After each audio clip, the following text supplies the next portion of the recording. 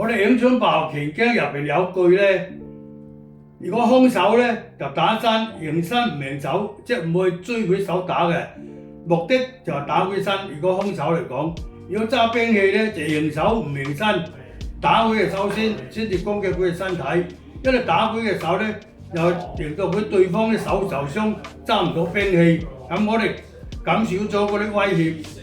我哋個拳擊有咁講嘅，咁我哋雙手都係朝住呢個原則走去做。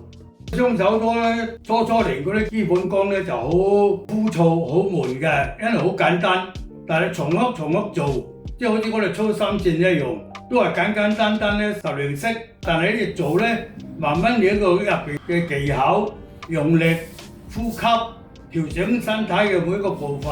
咁你慢慢咧就覺得越嚟越有趣味。當你練熟咗基本嘅招式，慢慢咧兩個人對練，一攻一守，練啲步伐、身形，使咗啲平時就練咗出嚟嗰啲單式，咁你又覺得原來入邊咧好多技巧好巧妙，好容易使出嚟，效果係好大嘅。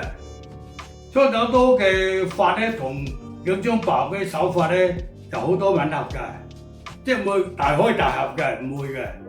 我哋揸刀咧就會揸刀。要歪刀咗嘢。個人對住人，